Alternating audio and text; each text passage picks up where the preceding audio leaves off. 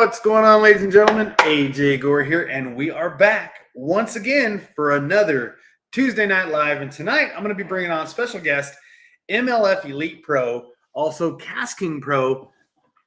That guy right there, Mr. James ELAM. The guy is such a class act. He's cool enough to just take a little bit of time out of his schedule after being gone away from home, fishing in the Stage 6 stop of the Bass Pro Tour. Had a pretty good finish. We're going to talk about that, but he literally just got home, and he's going to take some time to hang out with us a little bit. So if you guys got any questions, anything you want to talk to Mr. James ELAM about in his 7th place finish recently with the MLF Stop 6, be ready because we're going to bring him on in a minute. But first, let's get a look at who all we got jumping in right now. Guys, those of you that are tuning in on Facebook, do me a favor, share this the best you can, put it in your groups. Put it in KastKing USA, put it in your favorite kayak groups, bass boat groups, pontoon boat, I don't know, whatever you want to do, whatever kind of fishing groups you want to put it on, and we'll have ourselves a good time. Looks like you aged a bit since the last time I saw you. Whoa, William, do I really look like I got old? Like since last Tuesday I got older? Maybe. I did, actually. I'm getting older by the minute. It's crazy. But yeah, no, I did. Yeah, well, actually, no, yeah, you're right. That's true. I had a birthday. I get what you did there. Okay, so I was live Tuesday, birthday Wednesday. I took a minute. So, okay. All right. I'm sorry. Not paying attention. Good joke, though. All right. So let's take a look at who we got in the house here. Gary, what's happening? Bob, hello. Melissa, of course, Melissa Justice. Jesse, I haven't seen him in a while. Maybe he'll be joining us tonight. EMS Fishing, what's going on? Robert Green, be seeing you in about 2-3 weeks. Diane Yeckel, of course. Patrick Feely, hello. Let's see here. Patrick just got a rover in his mystery box. He's looking forward to taking that out. Big Peppo, what's happening? Who else we got in the house? Rashawn Hunt, what up, big dog? What up? Doug in the house. Doug saying hello to everybody, my favorite professional skater. Jesse says hello. Glad to have him in the house. And Jim F. Hi, how are you? All right, so let's go ahead and bring James on here in a minute. That way we can get him back to his family because he's been gone for so long. And, of course, got to give kudos to his wife and family for letting him come hang out. But, James, I'm going to bring him to the stage right now, so put your shirt back on. All right, here we go. What's going on, James? How you doing, man? I'm good. How about you? Thanks for having me, AJ. All right. I'm doing all right. Apparently I'm looking old. But... Well, happy birthday, by the way. Thank you. Yeah. You were out Tuesday of last week. You were where was it at? The last River. stop in MLF? Potomac River. And where exactly for the fans is the Potomac River at? Oh, where is it at? Washington, D.C. Ooh, that's a bit of a trek for you. Yeah, so it's it is a haul, dude. When you plug it into drive there, it tells you like 18 and a half hours, but it really seems like it takes like 21 or so. Just because of the traffic, and I don't know if anybody here, I'm sure a lot of people have been to Washington D.C., but it's got to be some of the worst traffic in the United States. It's just consistent traffic, and it's hot up there too, buddy. Really? I know Arizona's hot, and Oklahoma's got a different kind of heat, and we got the humidity and stuff, but They had a heat wave up there this weekend, and those are like the 2 days of practice are probably 2 of the warmer days I've ever fished.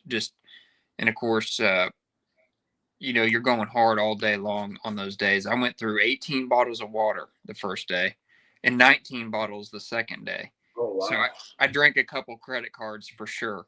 Yeah, no kidding. I did the math on that. It's like 2.5 gallons of water. It was nuts, man. It was just so hot. And the tournament was pretty hot too. The second day we got some relief, but the other days were almost as bad as practice. When you're saying hot, and I know that there's different forms of heat. I mean, granted, like here, like right now in Arizona, we're having 110-degree days, which is not bad compared to like the hottest day in Arizona's recorded history was just like in 1992 or 94.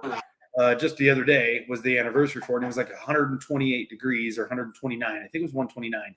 Was the hottest day we recorded back in the 90s, but still, that's a different kind of heat. Now, I've been in heat like that, but then I've been in stupid humidity where it's like 85, 90 degrees, but like 70%, 80% humidity, and that's just a whole other choking you. And then when you have no breeze, like if there's no breeze, it's dead calm, slick on the water. That just intensifies it because then you get even more humidity because of the body of water you're on. So what kind of temperatures were we talking? And did we have breeze? Like how awful was that? I think it was and first off, hey Robert, I see you there, bud.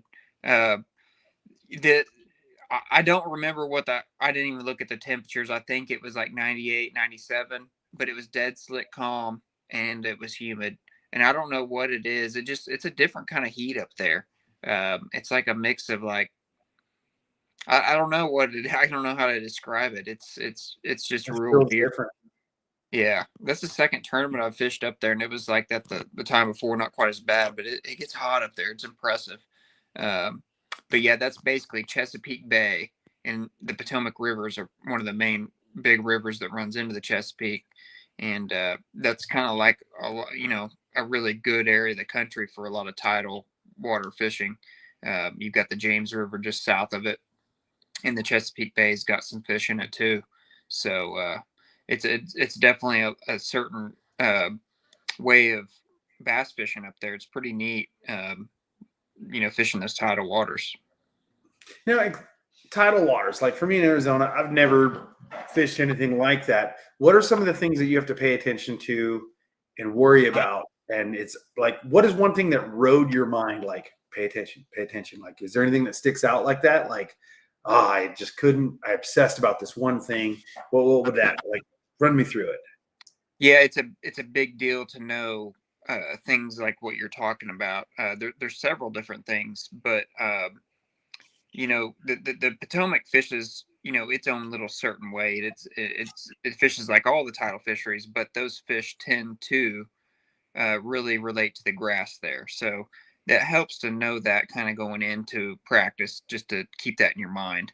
And that is one of the things you keep in mind fishing there. But when you fish tidal water, one of the number one rules is those fish move a lot, and they set up on certain things, and they take advantage of the way the current's moving, and set up certain places to eat. And so you got to be cognizant of that, and just keep the best way to intercept them or figure them out in practice is just to keep moving.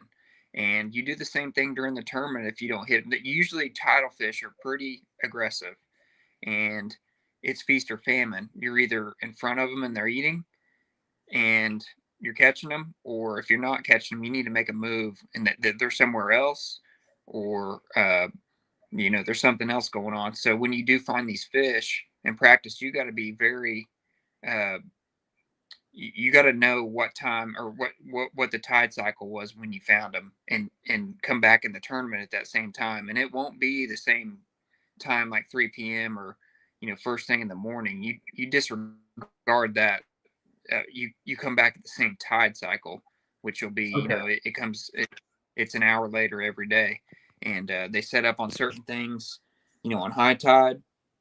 They set up on certain things at low tide, and you've got incoming and outgoing in between, and they're in certain places for maybe an hour on throughout that tide cycle. It seems like there's about an hour and a half window when you find something that it'll be good, and then they move on. And generally you start missing them and losing them when they're getting nervous and they're about to start moving, or they quit eating.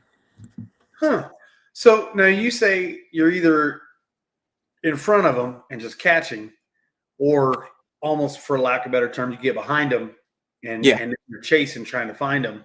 Now, when you say you got to make a move, you got to make a run, explain that. Now, are you like, okay, hold on, I'm behind them, obviously, or I wasn't in front of them, I'm not catching, something's changed, I got to make a move. Are you firing up the outboard and you're flying across the lake or the body of water that you're on, and trying to figure out, like, are you going completely somewhere else, or are you just pushing farther out, you know what I mean, into the larger, like a deeper water section? Like, what is this move that you're talking of? Like, how do you make this move? Well, that's a really good question. Sometimes it's a situation where, and I had this week, the best place I found never ended up being very good for me, because we never saw that tide again. And we saw it for 30 minutes the first day of the tournament at the end of the day. But there were so many fish there. What happened is there's another guy that made the top 10 out of that same bay. And those fish would move up shallow, of course, and spend most of the day up shallow. And he would just catch them, But there was one place that they would pull out to that I'd found when it was low. And, I tried it 3 or 4 times the first day, and they just never showed up. But they showed up at the very end of the day. And then the time was up, and then we never saw that tide again. So in that situation, what you could have done is gone shallower and tried to figure out where those fish were on that little bit higher tide. And then there's some other situations where maybe you're fishing, a row of docks that were really good for you in practice, and you're ahead of them or behind them. You just, they're somewhere else. They're in the grass, or they're spread out in the pads or something, and you can't really maybe go target them, and you need to come back when they're stacked up on those docks. And that would be a situation where you just run and go do something else that you'd found and come back to them. Okay. Whereas a situation, I could have probably fished around and caught some fish up shallower. Okay, now you're from Oklahoma, right? Yeah. Born and raised? Yeah. And spent most of your life there, if not all of it? Yep. How did you learn to fish like this? So just, taking some beatings, and I've been doing it, for probably 12 years now. So we've had, it seems like 2 title tournaments a year, and I've spent some time pre-practicing earlier in my career on these title fisheries. And just being around, it's not, I do fish rivers, and it is a little bit similar to shallow water Oklahoma river fishing. Okay. You got to just keep in mind the timing, and there's a lot of info out there you can get and just find out about tidal fishing, and you just got to keep all that in mind and learn kind of for yourself. The best way to learn sometimes, just out there in the water. And I've got a couple good buddies in the past that are good tidal fishermen that have helped me. Okay, that's what I was going to ask. Is like, now, did you just YouTube the hell out of it from what other people are doing, read as much information as you can, and just kind of took some notes and implemented it out there yourself? Or did you kind of buddy up to a couple people? They're like, hey, I know this guy's solid here, got a good relationship with him. Like, can you cut a homie a break and show me a thing or two? Like, what am I missing? Like, how can I sharpen that pencil? Yeah. Did anybody stand out to you like, hey, I got to give a shout out to this guy. This was my breakthrough tidal fishing guy right here? Yeah, I do have one good buddy, Scotty. He's from New Jersey. That he's a really good tidal fisherman. That he told me a lot of the little things to look for and stuff like that. Just in general, a long time ago, that really helped me out when I was learning. And back then, you didn't really jump on YouTube and find out stuff like you can now. But I still look at things that do help, especially in particular to certain lakes. And it just it's one of those deals you can never know enough or learn enough, right. And sometimes you forget about a lot of things. We only fish so many tidal places a year, and it's not something I do a lot around here, so it's good to have a refresher, and that's a good way to do it for sure. Now, you brought up a point there that kind of made me laugh. Like you said, a lot of times you forget certain things. How many times have you've been fishing for a long time? You've been doing professionally, 12 years you said? Yeah. Or at least on an elite level, doing stuff like that for 12 years. How many times have you been out fishing, doing something, and you look back at it, or somebody mentions a technique that you could have done, and you think to yourself, I should have done it. And you go, dude, I haven't done that. Like, I used to throw that 20 years ago all the time, and then just got away from it, forgot about it, just won't do it. You know what I mean? And that was kind of like me with the Carolina rig recently. I haven't thrown a Carolina rig in 10 years. And then in the last year, I've just been throwing the snot out of it and can't put it down. I'm just why did I get away from it? It's kind of that lost the ball and chain was a lost thing. And almost only your old school guys did it, And when was the last time you turned on a tournament or fished a tournament where somebody was throwing a Carolina rig? You know what I mean? Like, it's almost like these old school techniques and spinnerbaits don't get thrown. You know, they're starting to get thrown again, but they kind of got forgot again. You know what I mean? Like, is there anything that stands out to you like that? Like, oh, here's a technique that just got forgot, or I forget it and I need to use it more. So there's a lot of old school techniques that I love to still do. And I try not to forget about anything because it always comes back into play. Or in the multi-fish format, you can just, once you find fish, you can catch them on, if you got one rod buried in the, I'll have, like this tournament, I caught fish on 11 different baits, or weighed fish on 11 different baits and techniques, different rod. That's 11 different KastKing rods, at least on the deck. Yeah. So I had even more than that, I'm sure. But yeah, to answer your question, every now and then you kind of forget about something, but a lot of times, I got all my stuff out in the shop, and if I have it, a lot of things are old, but if it's still there, it's there for a reason, and I still use it.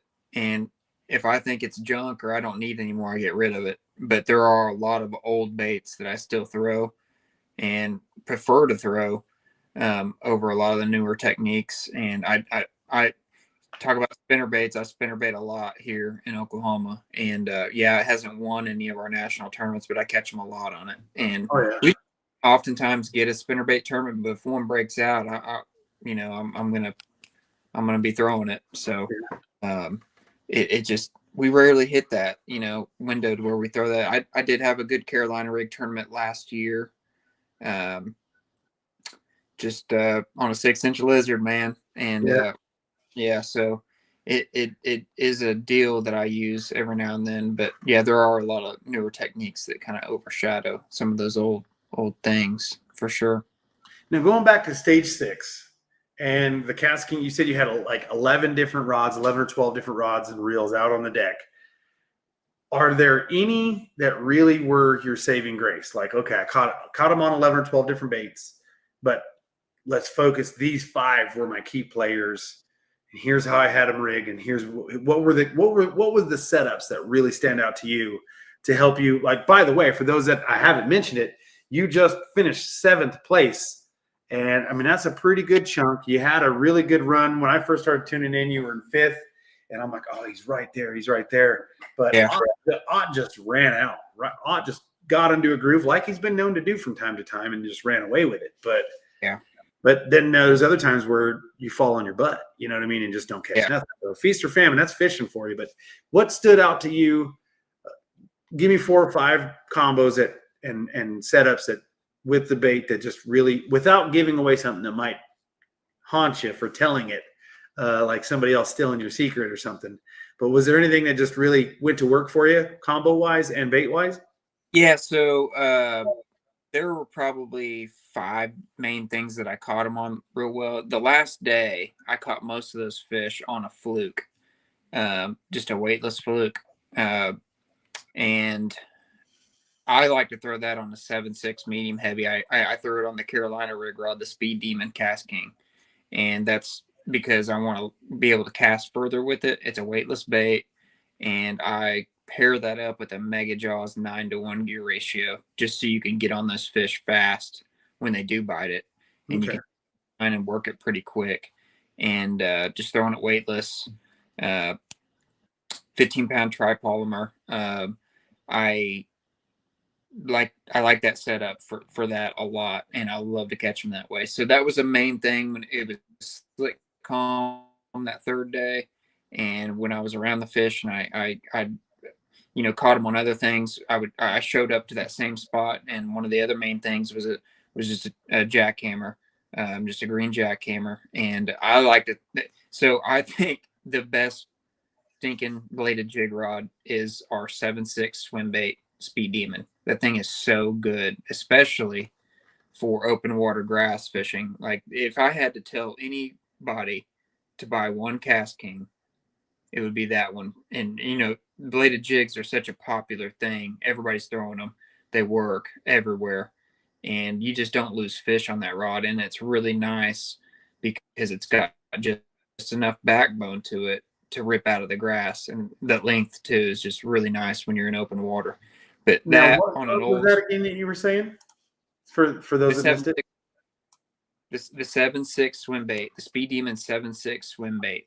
That is sad. Did you hear that it's being discontinued? Well, I'm going to order about 6 of them then. You better look, because if there's any left. Well, I know there's none on the website, so you may need to make a call and see if there's any. I'm checking Amazon because they're down to $58 on Amazon. dude, oh, that's such a good rod for a chatterbait. It's my favorite one I've ever thrown in my life. Amazon's got weighted jig, crankbait, deep crankbait, spinnerbait, square bill, spinnerbait, and then lipless is all Amazon has. I'm gonna check the website real quick. I know it breaks my heart. They've got it though, right? Amazon. Amazon's got they don't have that you said it was the mag swim bait or just the swim bait rod? No, 7.6 swim bait. Okay. Not the mag.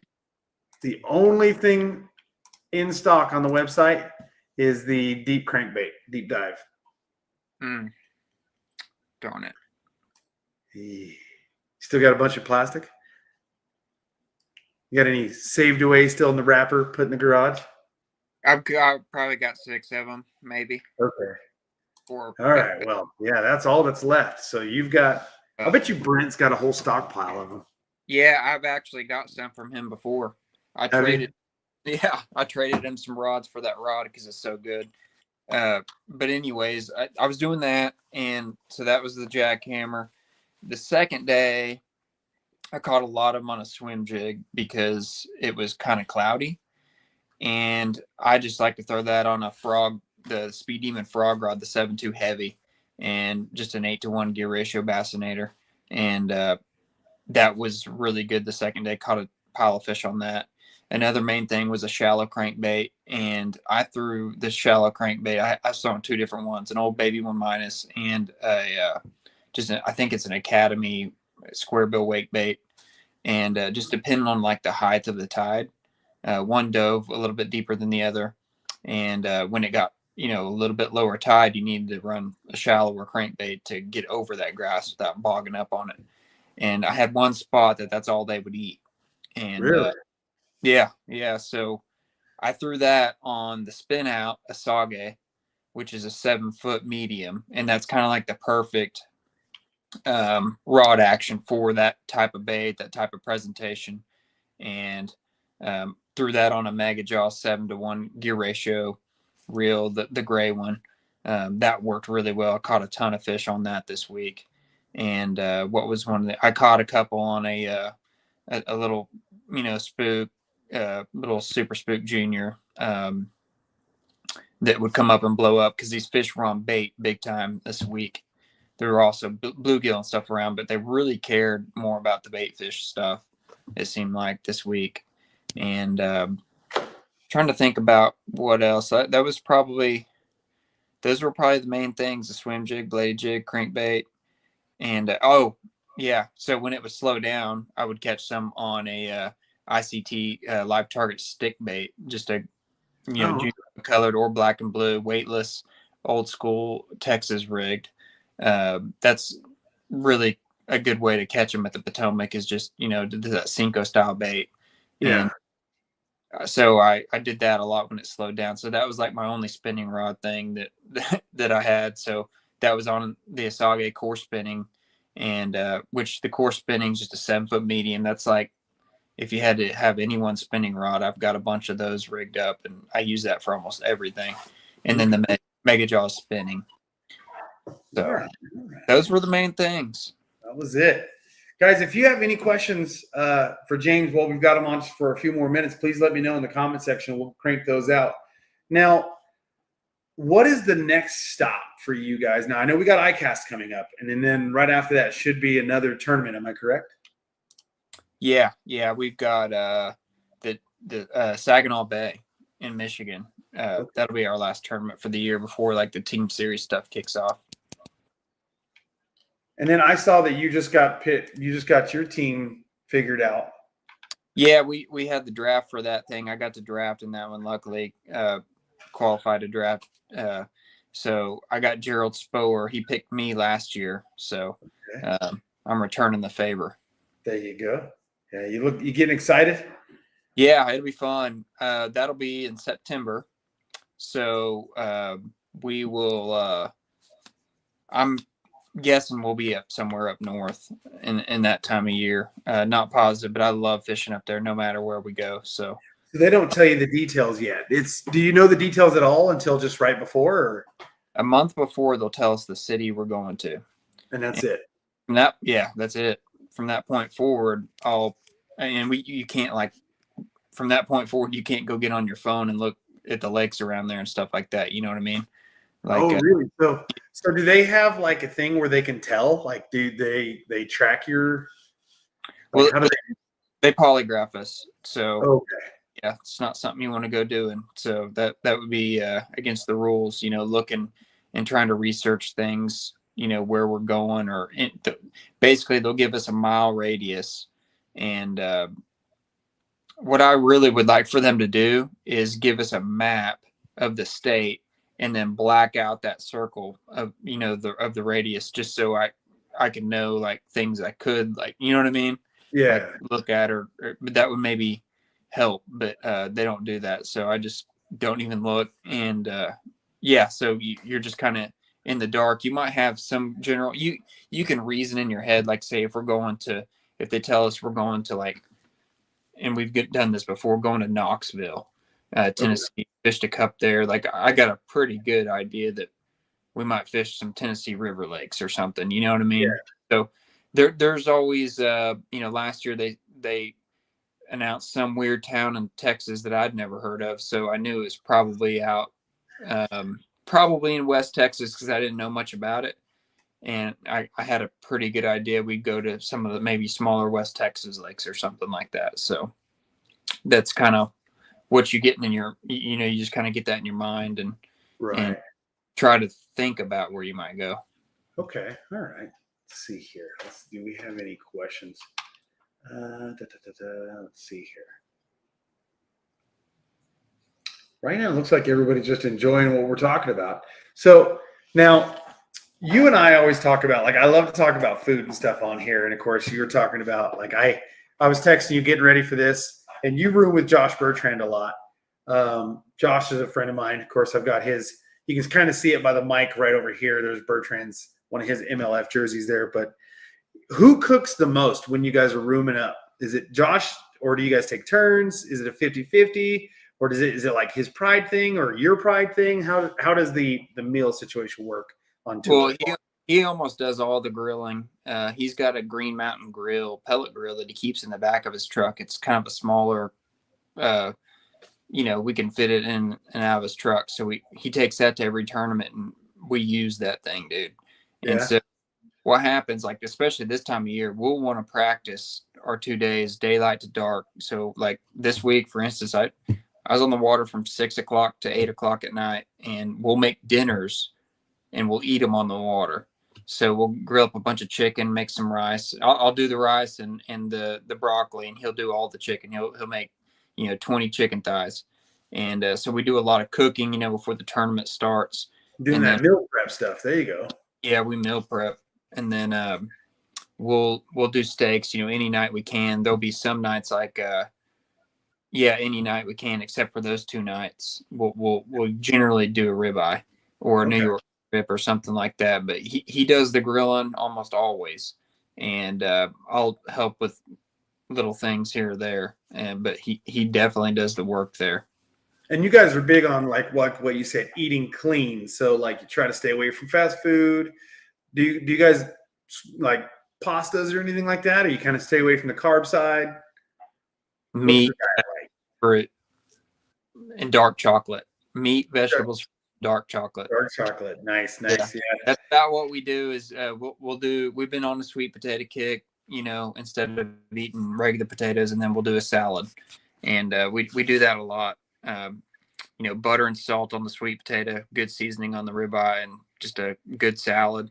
And I'll eat some just dark chocolate for dessert, man, and just. That's, I do all kinds of stuff, in the mornings too. I'll cook 2 eggs, and I try to eat good. If you're gonna do it right and practice that hard, you'll start to really feel the effects and the brain fog if you don't fuel yourself.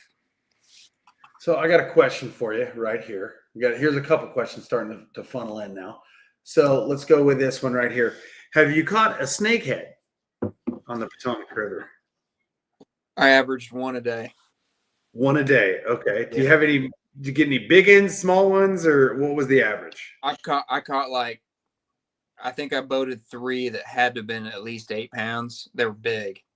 And I had 2 that I hooked, and they come up and they porpoise, or they would like do like a just straight up in the air. It was really weird.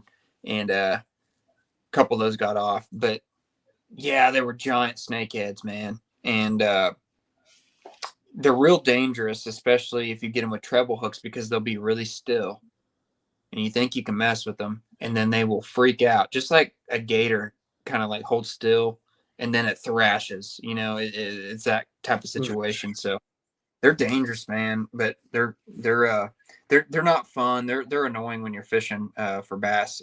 And what I noticed this week a lot is they would be in the same areas as bass a lot. And really? Yeah, generally they would be just adjacent to all the bass and shallower. So that tipped the bass off a few times for me, because they move around a lot in that. So if you found the snake's head, you were like, okay, I found snake's heads. There's bass nearby, probably. So yeah, need to throw out here a little deeper. Let's go out there now. Yeah, okay. Especially grass fishing. That's just what I know. Nice. All right. Now I'm going to throw Melissa Justice's question up here, but first, I almost forgot to ask you: do you have a Trader Joe's in your area, or have you, or the Trader? I don't know if there's Trader Joe's back east. I think we do in Tulsa. I think we got. Check out Trader Joe's. You have homework from me. Okay. Go to Trader Joe's, and I always make fun of my wife, and I'm probably going to get hate and shade on this, but it's like a hippie place, right? That's what I always call it. It's like a hippie health food kind of thing. Yeah. And I always laugh. My wife likes to shop there a lot. But, dude, they sell some crack when it comes to dark chocolate peanut butter cups. Go in there and get the Trader Joe's dark chocolate peanut butter cups. And, dude, they're dangerous, man. You'll almost eat an entire tub if you're not careful. Like, it's – okay. They're gangster, dude. Get them. You'll love them. Yeah, they may end up becoming a favorite. Anytime my wife's like, can we stop at Trader Joe's? I'm like, okay, because they got them dark chocolate peanut butter cups. All right. So. Heck yeah, I'll do that, man. Yeah, I'm telling you, it's good. If you like dark chocolate and you like peanut butter, Trader Joe's dark chocolate peanut butter is home run, and it's pretty good for you. So, considering. So. Yeah. Okay, so Melissa Justice wants to know, what is your favorite setup? If just in general of what you've been using with KastKing and maybe even lures or things. What's your favorite? What's your go-to just to have fun? I guess for whatever. I'll let you answer that. Yeah.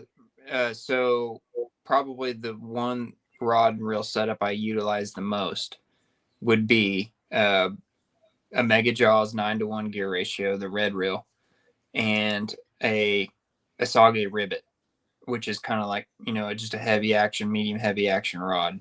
That's probably the setup that I use the most for the most things. And that's really good for like Texas rigging and any of your slow baits, or maybe even flipping and pitching around.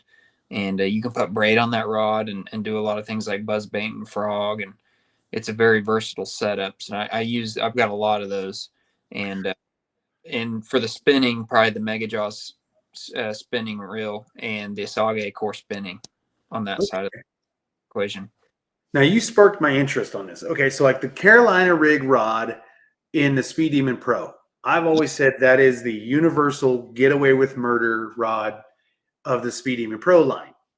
Now you get the Carolina rig rod in the Sage, and to be honest with you, it fishes different. It feels to me, it feels way different. Like, I'm like, okay, that's not the feeling I liked from what I got from the Carolina rig rod. So would you say that ribbit rod is closer to like a Speed Demon Pro rod? I have that rod and I just don't throw it. Because I'll top water with it and that's like it. But I bought a second one, and I was going to start screwing around with it with my eye reel, and I just haven't tried it the way you've done. I haven't thrown much topwater lately, so I really have like no time on that rivet rod. So now you got me thinking, am I going to have to take this sucker out and use the snot out of it and maybe fall in love with a whole new rod?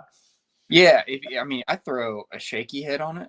That's what I throw a worm on. That's what I throw anything Texas rigged.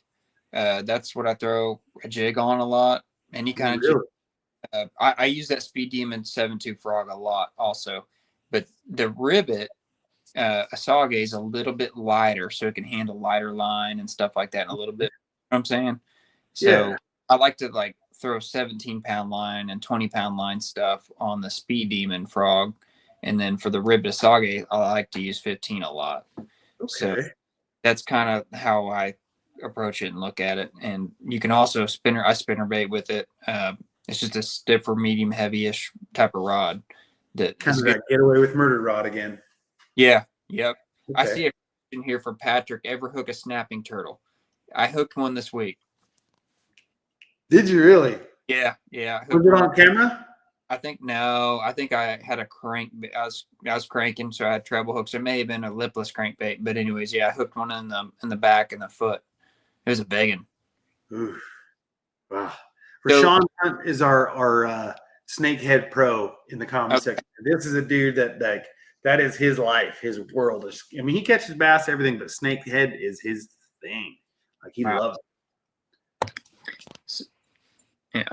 So they coexist together. Yeah. That's a pretty normal thing. Yeah. So now I'm going to go ahead and letting you go here in just a moment. But there's a question I want to ask you, and Rashawn actually brought it up pretty good. So you love the rivet rod. And I've been seeing, so we have these mystery boxes that are happening. That's going to be one of my next focuses once I let you go real quick and close the show out on, is these mystery boxes. We have the sale going on. It's the Mega Summer Sale with KastKing.com. And in these mystery boxes, you get to pick whether you're fishing like catfish, saltwater species, bass, right? And the bass box is obviously a very popular box. Now you spend $59.95 and you're going to get a reel that's at least worth $59. Up to a $250 reel. There have been people that have gotten an MG12.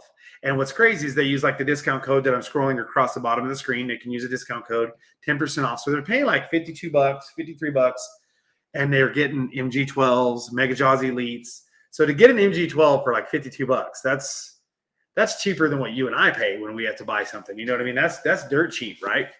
So it's bananas to me. But a couple people have been we've been seeing quite a big rush on the Virus baitcaster. Do you have any yet? No, I don't. Play with that one.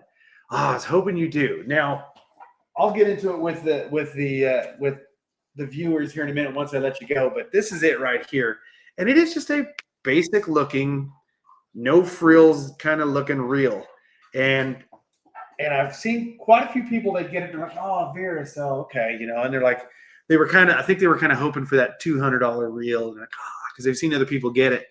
And I think they're sleeping on it. Like it, and I was the same way.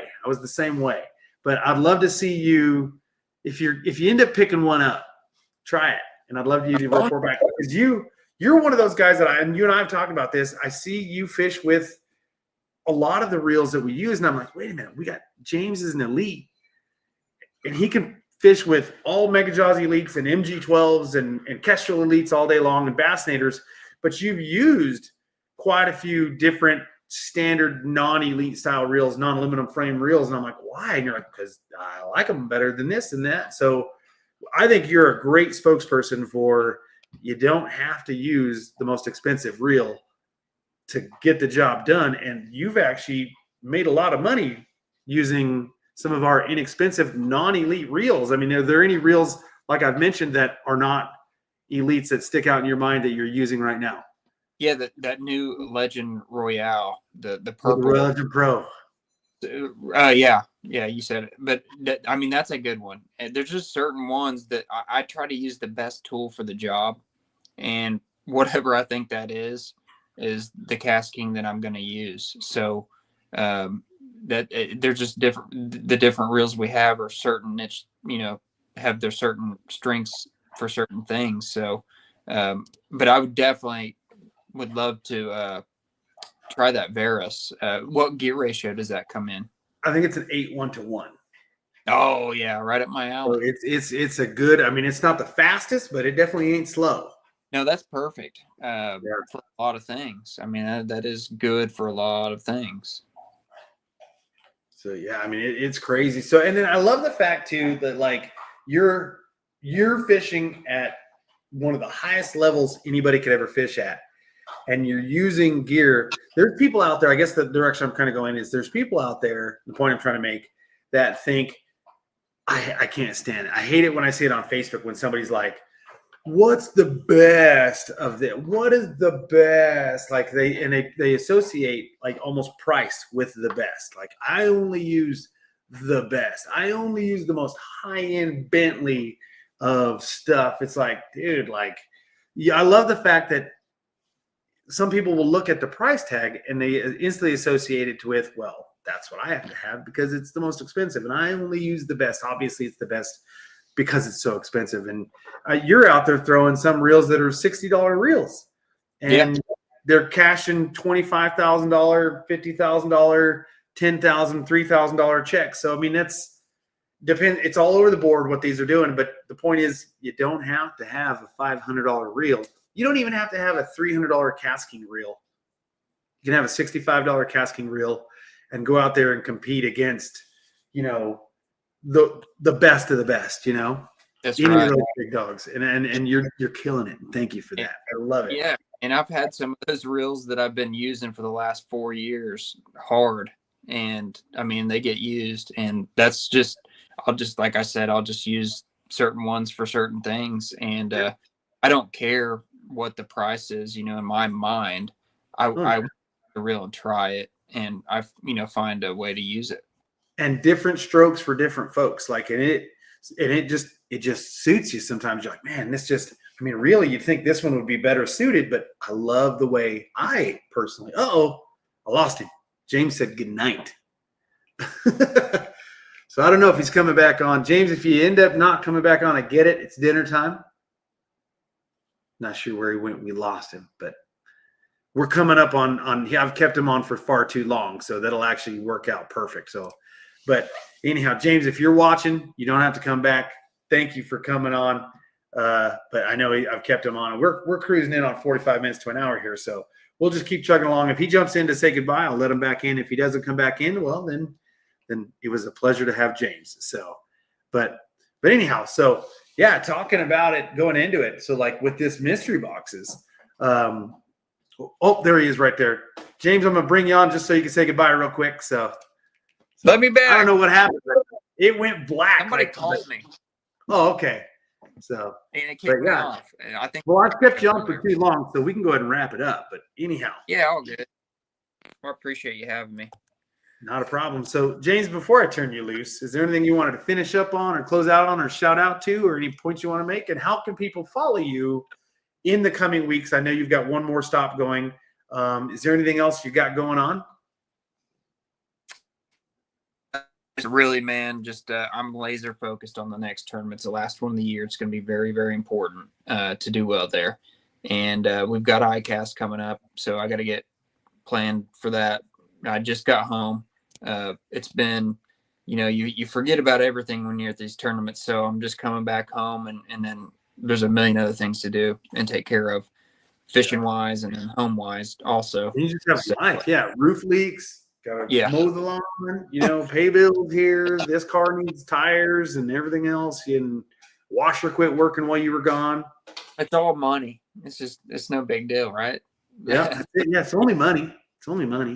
No, but it's, just really that and getting ready for the next event. I have a bunch of little things to do. I'm going to have to go buy a new prop because I'm going to need one probably for the next tournament just in case.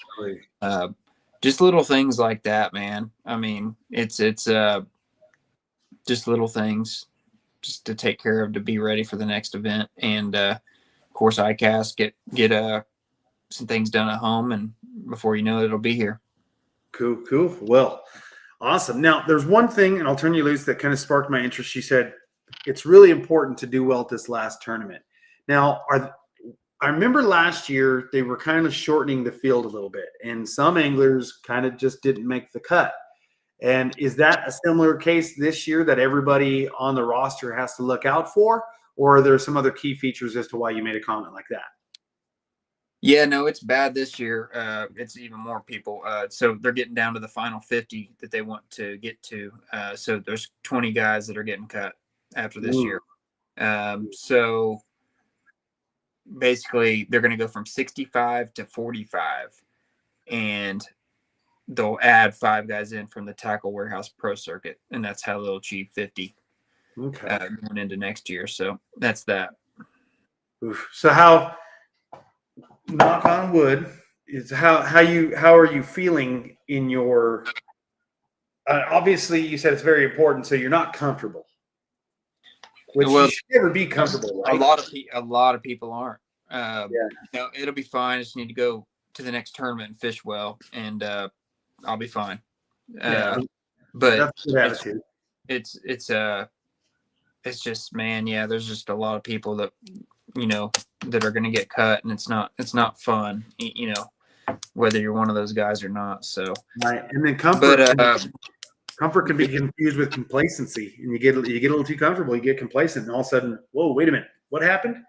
I didn't make it. Like, yeah, well, and you can not get well. I don't know if any of these guys are complacent. It's because it's hard to do well, and but it's all good. There's other places to go fish, so there's plenty of other things that provide a platform, and it's not the end of the world. So life goes on, and fishing is great.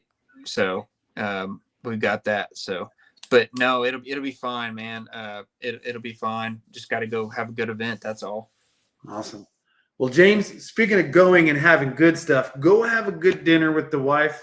Enjoy your time. And I'm sorry I kept you on so long. And maybe make that return that phone call that you had. My phone was blowing up too. I'm like, golly, like apparently it's the happy hour phone call.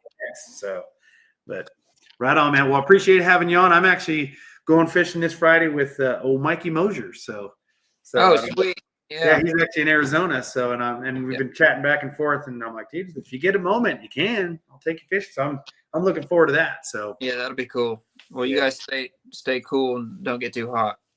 We're gonna get that morning bite and hopefully be off by like noon or 1. So good. All righty, man. Well, you have a great night. All right, you too. Thanks, AJ. Take it easy, man. Bye. Mr. James Elam, that dude is a stud when it comes to fishing, and he is just a class act. He's always happy to join. I'll send him a message, be like, hey, you want to come on live? You want to be a guest? Whatever. And he's like, let's do it. Let's do it. Never hesitates. Never says, let me check my schedule. The dude is just a genuinely cool cat, man. So thank you very much, man. Appreciate it, James. You are the man. Tell your wife thank you on behalf of all of us. So, all right, guys. So let's get to it. We were talking about those mystery boxes, right? And those mystery boxes are kind of crazy. So when you get into them, and I really think, like, I get this kind of vibe that some people are like, what is going on? Like, they all want to get that MG12 or Kestrel in their mystery box, or even the Mega Jaws Elites, or the Royal Legend Pro. Like, even James said that the Royal Legend Pro was such a crazy, awesome reel that he loves. Everybody loves that. Everybody loves that Royal Legend Pro. Let's see here. I want to share this screen with you guys. And quite a few people have gotten the Royal Legend Pro in their box. A couple people have gotten that MG12. I just posted. Sean did. If you guys have gotten a mystery box, let me know in the comment section. Just fire them at will what all you've got. Now, I've seen a couple people, and I kind of got the impression that they were like, oh, it's a Virus. Oh, man, I kind of didn't want the Virus. And I'm going to be honest with you. I felt the same way when I first got the Virus. When I got my Virus and I was looking at it, I was like, dude, it's all right. It's kind of okay, which is funny because you look at the Virus rod and it's a lot like the Virus reel. It's a very simple cosmetic looking reel. And I think that's getting people to just kind of turn a nose at it, because it certainly made me turn my nose at it. I was not impressed with the design and the looks of this reel when I got mine, right? Same thing with the rod. It's very plain. It's very subtle. But for some reason, I liked the hell out of the rod. I loved the fact that it was plain and subtle because I could put any reel I wanted on it and it would be okay and look good. Well, and I fished with that rod with several different reels on it, and I love the Virus reel or Virus rod. Well, recently, I've been going, I'm going to pull my Virus reel, and I'll be honest, I kept it in the box on a shelf. I've had this thing since March and just started fishing with it about 2 weeks ago. Call me a dirty bird. One reason why I started fishing with it is because I got to kind of make some content on it, and I got to use it in order to make this content. Dude, within about the first 10 minutes of using that reel, I felt bad because I kind of turned my nose and was kind of snobby about this reel. Dude, the Virus fishes right there with the Royal Legend Pro. I'm telling you, the Royal Legend Pro has got it going on, especially with that paint job. Well, the Virus has got it going on, but it's kind of a sleeper cell. It's what I kind of referred to it in KastKing USA in a comment I made. Guys, I'm telling you, if you get a Virus baitcaster or spinning, the spinning, well, I mean, spinning reels are pretty great, right? All the way around. I mean, you've got to kind of have a crummy spinning reel for it to be crummy. Like, you could have an average spinning reel and it's going to perform pretty dang good. And there are great features in spinning reels that will set them apart and really impress you. But really, a middle of the road spinning reel is gonna get you by just fine. And the Virus is great. It's a fantastic spinning reel. But the baitcaster, I'm telling you, we need to flashy it up a little bit. KastKing, if you're listening, bring back that silver and gray design that we had originally for it, because that thing was gorgeous. This black and little kind of a greenish turquoise highlights on it is very subtle. Dude, throw it, guys. Get out there and start throwing that Virus reel. So that's my thing to those of you that have kind of been like, I don't know if I'm going to get a mystery box. I've been seeing a lot of people getting Viruses lately. Dude, don't sleep on that Virus. Do not sleep on that Virus reel. It's turning into one of my go-to reels. I'm actually thinking about ordering one or two more. If you love a Royal Legend Pro for the way it fishes, not its looks, but for the way it fishes. If you're looking to get a reel like the Royal Legend Pro that's more subtle and you can put on any rod, because if you take that purple Royal Legend Pro and you put it on a red rod, or you put it on a green rod, or you put it on a blue rod, it may not jive. But that Virus is going to complement just about any rod you put it on, and it fishes like a Royal Legend Pro. Guys, I'm telling you, don't sleep on that mystery box. I keep hoping they're pumping out some of those Virus reels. Oh, it's crazy. See, Rashawn, now I'm kind of like shooting myself in the foot here, and I hope it doesn't come back to haunt me. But when we first released this reel, there was cork handles, and it was silver, and that reel was stunning. I don't know if we've got some issues going on in the chain, the supply chain, which is keeping that version of it from coming back. I hope it comes back soon.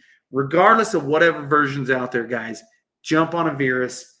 Thank me later. If you're looking for a reel and you want to pony up $60 for a reel, $65, $70, buy the Virus. Use my discount code. Buy it. Or still gamble on that mystery box, guys. You can get a Mega Jaws Elite. You can get a Royal Legend Pro. You can get an MG12.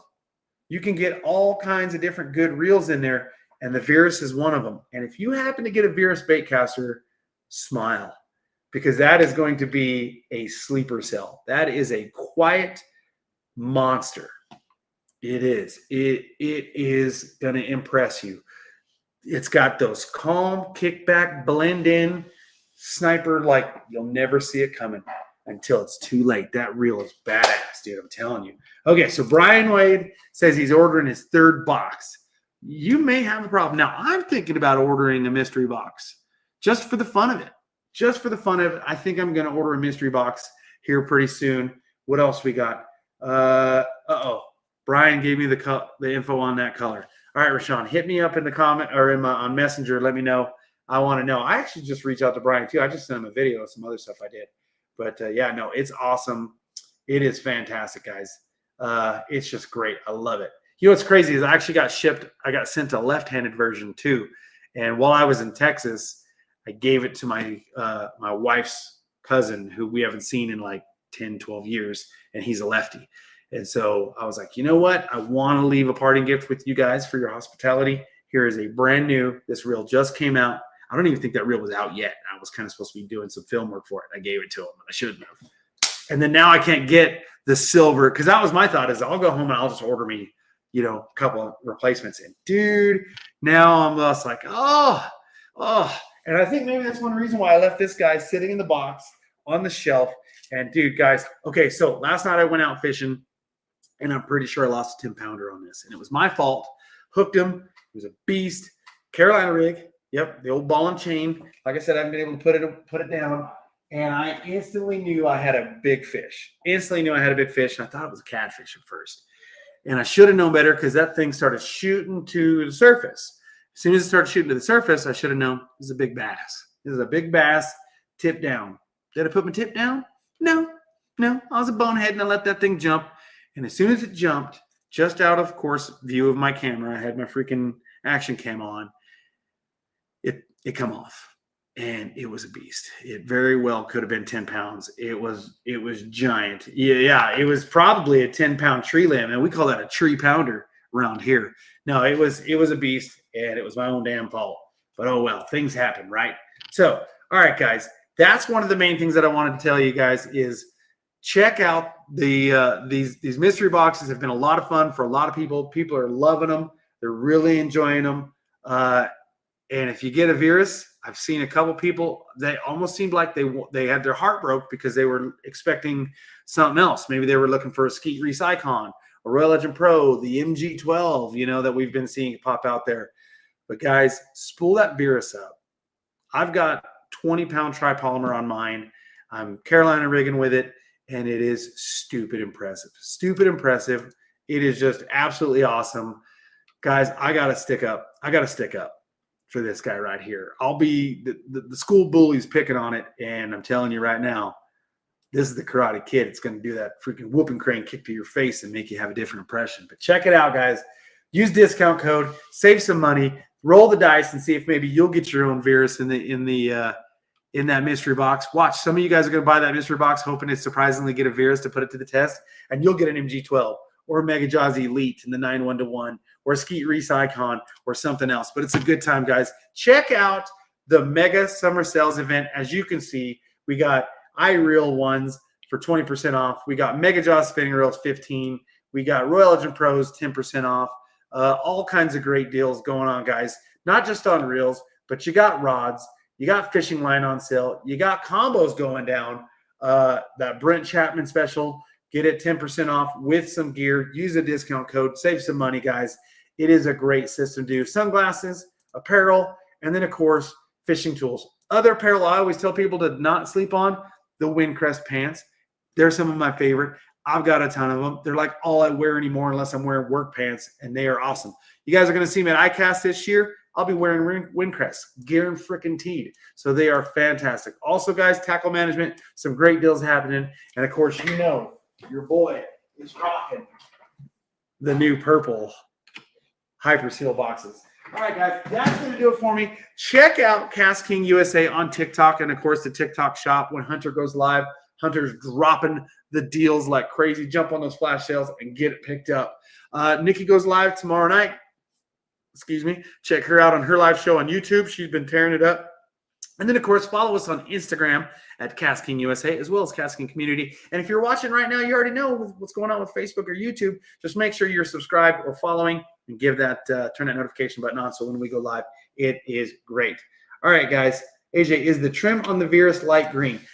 Okay, so that's the hard thing to say. It is more of a light green, but it also has a bluish color to it. That's why I like to call it kind of a turquoise, because turquoise is kind of that.